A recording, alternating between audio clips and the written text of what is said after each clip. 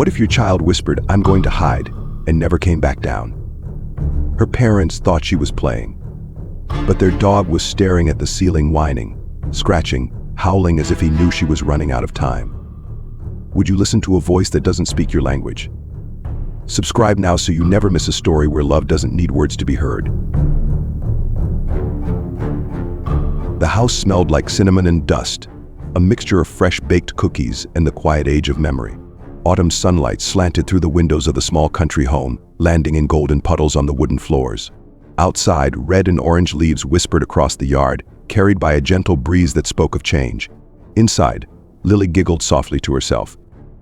She was 7 years old, bright-eyed with a wild curtain of chestnut hair and a habit of talking to her stuffed animals like they were old friends. It was Saturday. Her parents were busy in the kitchen preparing for Grandma's birthday dinner. The house bustled with the comforting chaos of adult voices, clinking dishes, and the scent of roasted apples. But Lily had something more exciting in mind. She crouched behind the living room couch, hugging her knees, whispering, "I'm going to find the best hiding spot today. They'll never know." Rusty, her black and white border collie, stood a few feet away, head tilted, ears perked. He knew this game well. Lily called it hide and seek, but harder. She always expected him to find her, and he always did. Rusty wasn't just smart, he was connected to her in a way that defied explanation. Lily crawled toward the hallway like a secret agent on a mission. She glanced over her shoulder and whispered, "Don't you dare peek, Rusty." Rusty let out a quiet woof and wagged his tail. At the end of the hallway stood an old door, paint chipped, brass knob dulled with age. The attic. Her parents had told her not to play up there. Too many boxes, unstable boards, spiders. But today, curiosity tugged at her stronger than rules. She reached for the knob. To her surprise, it turned easily. The door creaked open, revealing narrow wooden stairs leading into shadow. She paused, heart fluttering with thrill and nerves, then tiptoed upward, the boards groaning softly under her weight. The attic smelled like forgotten summer's hot dust, faded linens, old wood. Light streamed in through a small, round window, painting the air in floating specks. "This is perfect," Lily whispered. She found a spot behind a stack of boxes and settled in, hugging her knees. "Let's see how long it takes him." Below, Rusty paced the hallway. He sniffed the floor, then the air. Something didn't feel right. His girl usually giggled during hide and seek. There was no giggling now. He sat down, stared at the attic door, whined, then stood up and barked once sharply. In the kitchen, Lily's mother called out, "Rusty, hush. You're gonna scare Grandma when she gets here." Rusty didn't move. He barked again, then scratched at the floor. Upstairs, Lily shifted behind the boxes. The floor was colder than she expected. She hugged her arms. Then something clicked. A sharp noise. The attic door. It had swung shut. Lily's eyes widened. She scrambled forward, reaching the top of the stairs, pulling at the handle. But it didn't budge. It was stuck. "Okay," she said to herself, trying to stay calm. "It's okay. I'm just hiding. Someone will open it." She sat back down. Minutes passed. Then more. Her nose started to itch. She coughed once. Then again. And the dust in the attic was thick, musty. Her throat felt scratchy. Her eyes watered. She tried calling out. "Mom? Dad?" Her voice was faint. The attic walls swallowed the sound. Rusty stood now, tail stiff, ears alert. He barked again, louder. Then ran to the living room, back to the hallway, then back again. Something was wrong.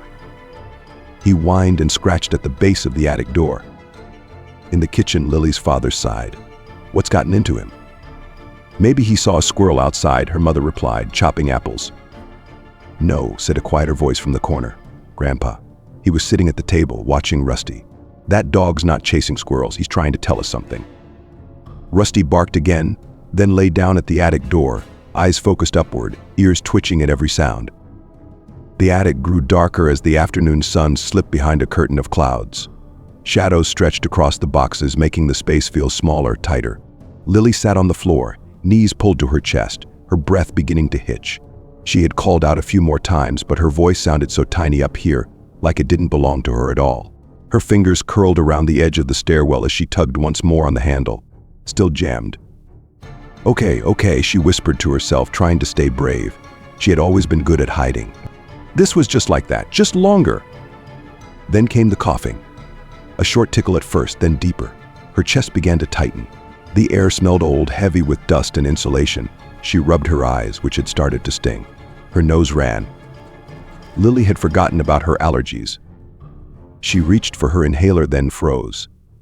It wasn't in her hoodie pocket. It was on the shelf downstairs, where her mom always kept it, just in case. "Rusty," she whispered, voice cracking. "Rusty, help me." Downstairs, Rusty hadn't moved. He was now lying flat on the wooden floor, eyes fixed on the attic ceiling.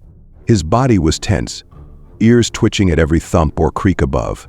When no one reacted, he stood up again and let out a long, low whine, followed by a bark that seemed to carry something different this time, urgency, pleading. In the kitchen, Grandpa stood slowly. He walked to the hallway where Rusty now paced, nose pressed to the floorboards. "Where's the girl?" Grandpa asked softly. Rusty turned, met his eyes, then barked and scratched at the base of the attic door. Grandpa turned the knob. It rattled but didn't open. "Locked," he muttered. "Odd, we never locked this." He called down the hallway, "Lily, are you up there, sweetheart?" Silence. Then, the faintest thump. Rusty barked again, more frantic now. He jumped, pressing both paws against the door. "What is it?" Lily's mother asked, walking in with a towel still in her hands. "I think she's up there." Her face went pale. "No, she said she was going to hide. I thought she meant outside like always." Grandpa looked at her sharply. "This dog's been trying to tell us for 20 minutes. He's been glued to this door." Lily's father arrived, confused. "What's going on?" "She's in the attic," Grandpa said. "She's stuck. And Rusty knew it long before we did." Rusty let out a long, mournful howl. It echoed through the hall like something breaking open. They rushed to get a step ladder, a screwdriver, anything to open the old warped door. Every second felt slower than the one before. Upstairs, Lily lay curled on her side now, coughing in fits. Her head ached and her chest burned. She tried to sit up but felt dizzy. She whispered again, barely audible even to herself, "Rusty, please." The door finally gave with a groan and a loud snap. Rusty bolted forward before anyone could stop him, bounding up the attic stairs. The humans followed close behind. "Lily," her mother called out. In the corner behind the boxes, they found her pale, eyes red and watery, cheeks flushed, gasping shallow breaths. Rusty reached her first, nosing gently at her hand, whining softly. She tried to smile. "I knew you'd find me," she murmured. Her mother dropped to her knees, pulling Lily into her arms, sobbing. "I'm here. I'm so sorry. Oh, baby, I didn't know." Lily's breath came in rasps. Her father rushed down for her inhaler. Grandpa wrapped a blanket around her shoulders. Rusty didn't leave her side, not for 1 second.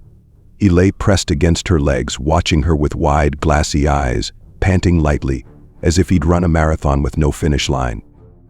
That night, long after the house had quieted and Lily had finally fallen asleep on the couch, wrapped in blankets with Rusty curled beside her, her mother sat at the kitchen table, head in hands.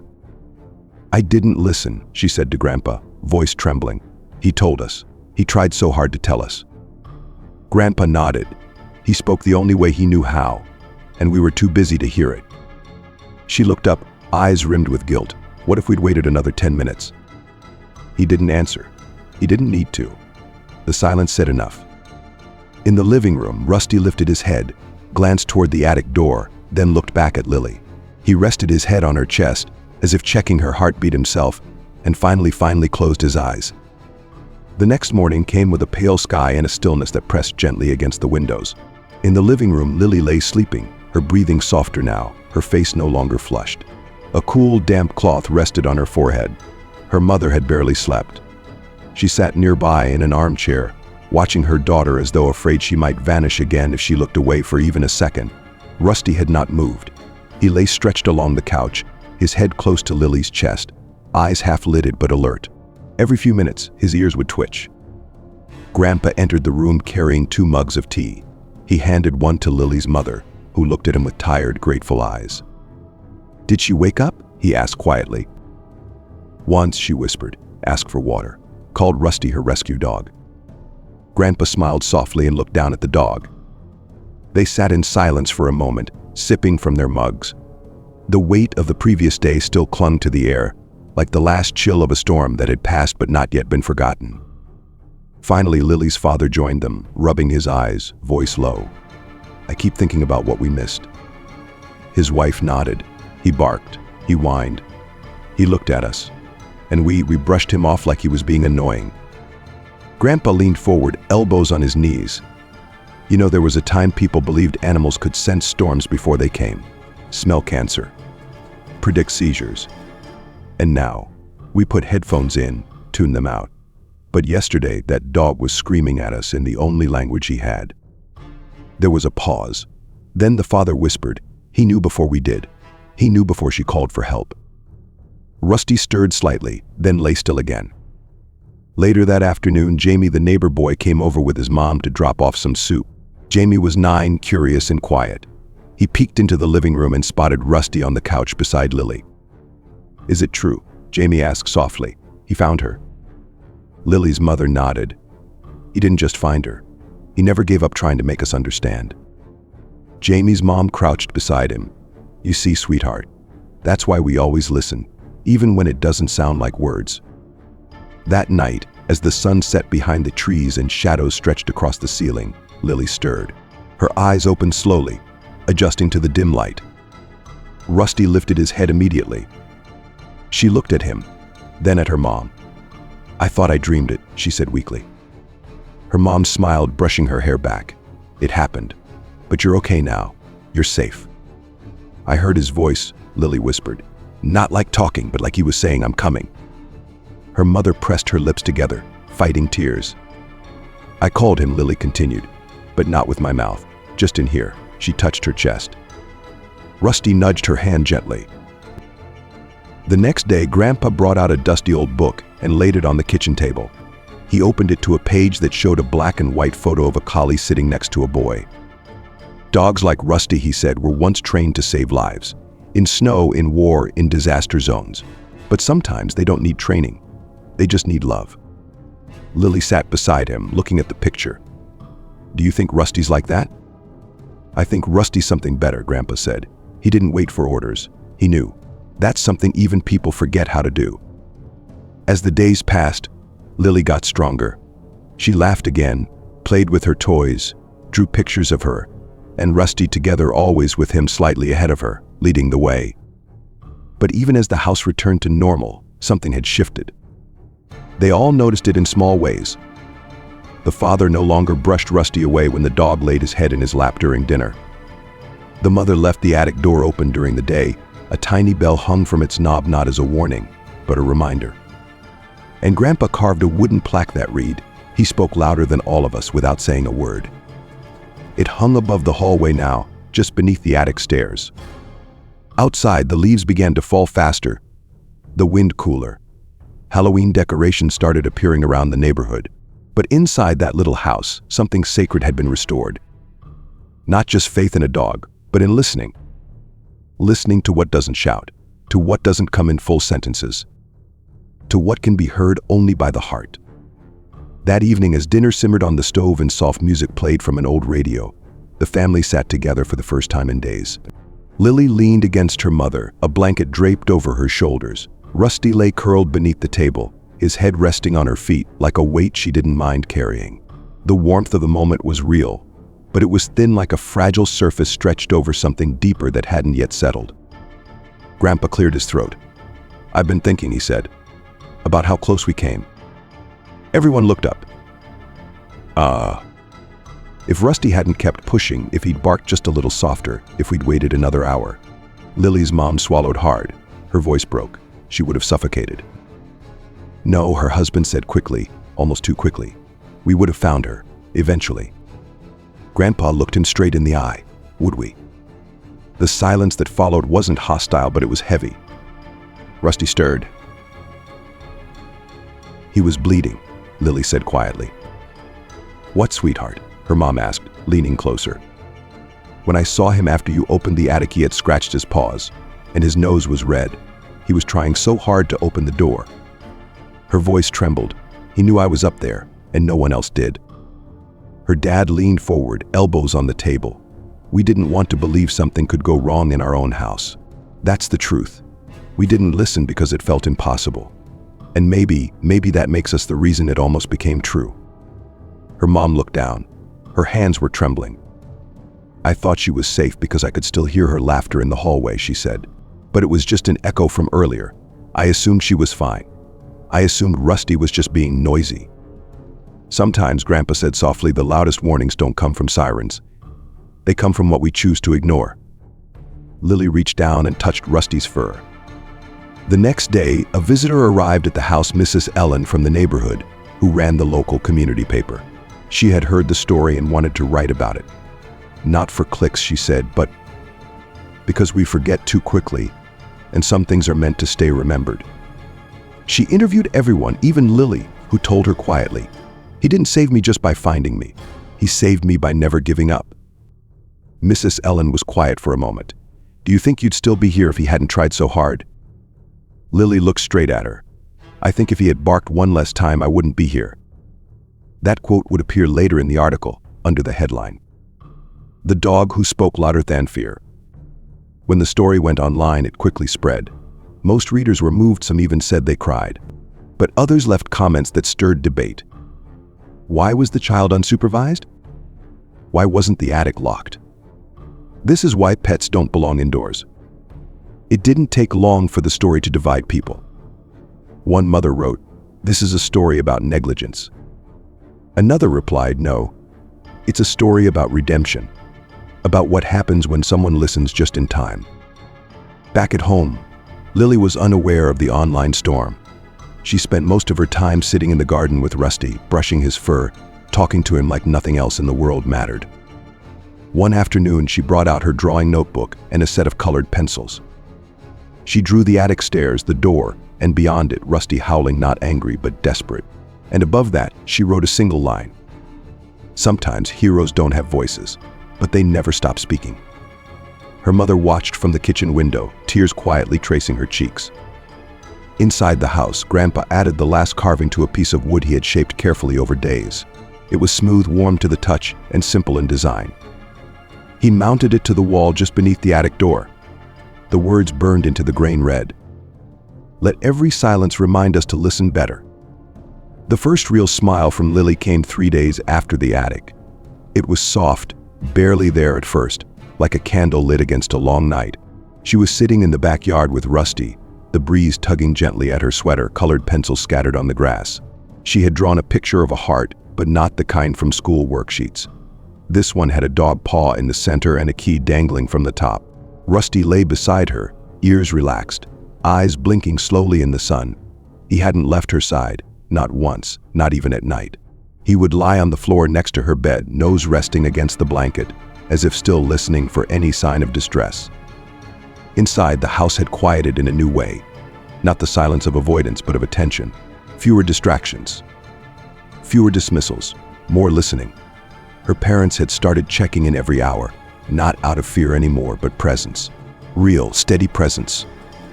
Grandpa had added a bell to the attic door, not for decoration, not as a joke, but as a promise that no sound, however small, would be ignored again. One evening, Lily asked her mom, "Can we write a letter?" "To who, honey?" "To Rusty. He deserves one." They sat together at the kitchen table. Lily dictated while her mom wrote it down in careful cursive on a note card with a picture of sunflowers. "Dear Rusty, thank you for hearing me when I couldn't yell. Thank you for barking when no one else listened. Thank you for being louder than my silence. I love you. Always, Lily." They tied the note to his collar. Rusty didn't fuss. He simply looked up at Lily, gave one soft wag of his tail, and licked her hand. A few days later, the story reached beyond town. A local news station asked to feature them on a short human interest segment. At first, Lily's parents hesitated, worried it might feel like exploitation. But Lily wanted to do it. "Maybe someone else has a dog who's trying to tell them something," she said. "Maybe they'll listen faster than we did." The segment aired on a Friday evening. The clip showed Lily sitting on the couch, Rusty beside her, her hand resting on his head. She spoke calmly, clearly. He didn't speak English. But I understood him, and he understood me. That's more than most people ever get. The clip went viral. Teachers showed it in classrooms. Shelters saw a spike in dog adoptions the following week. People began tagging the story with phrases like "listen to your animals" and "the attic whisperer." Of course, the internet did what the internet always does. Some called it beautiful. Others called it over-sentimental. But no one ignored it.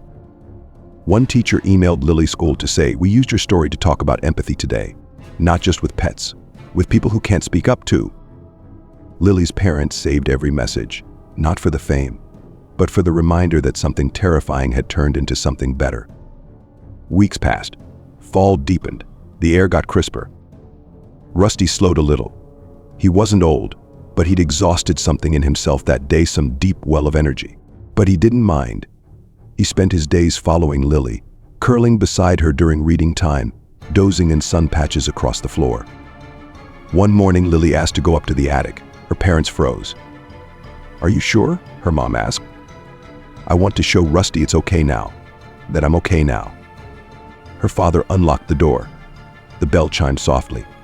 Together they walked up the narrow steps. The attic looked different. Cleaned.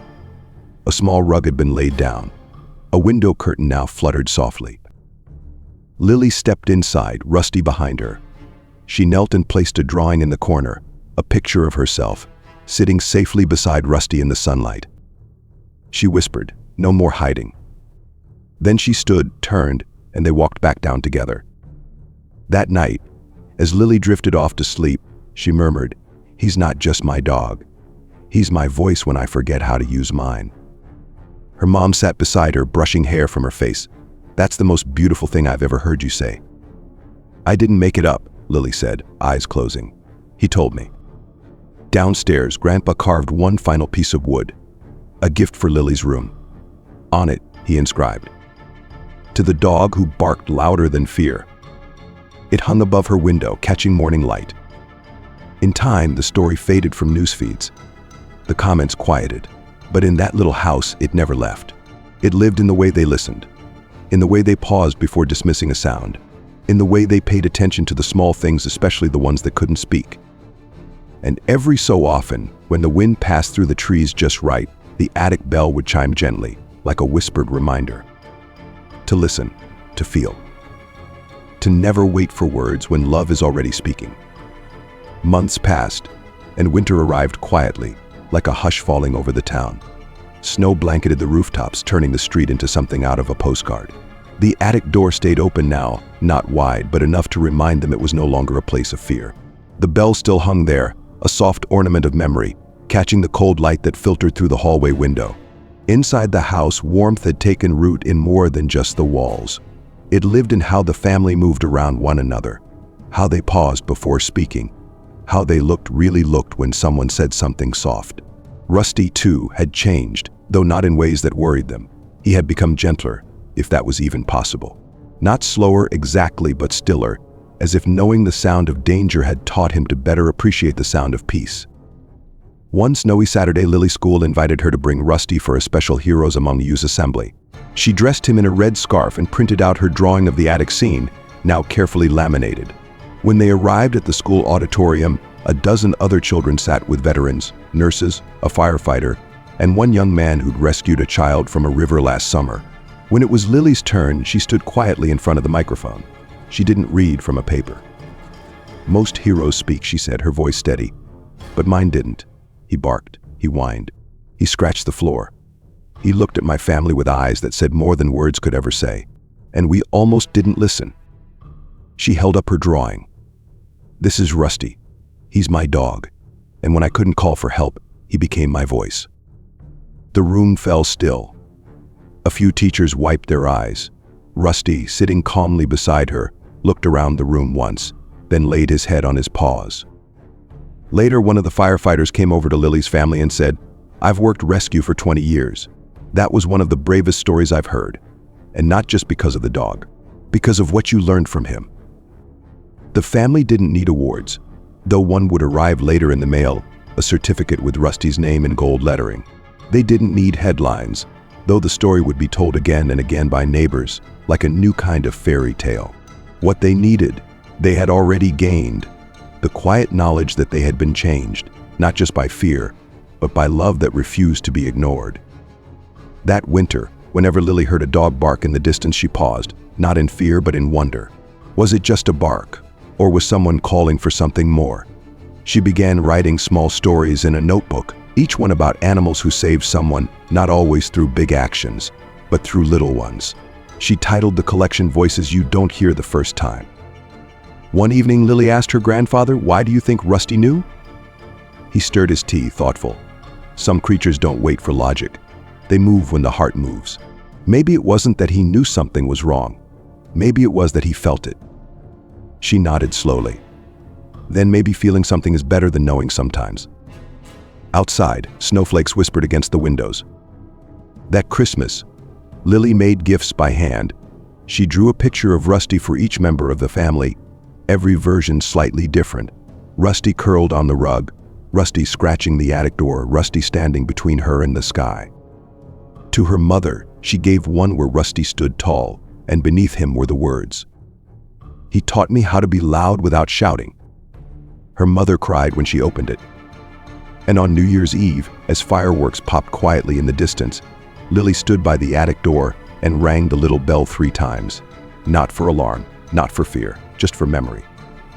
Rusty padded over and sat beside her, leaning gently against her leg. "We're okay now," she whispered. "I hear you. Always." And though he didn't answer, she swore she felt it in her bones, the certainty that even in silence, some things will always be heard.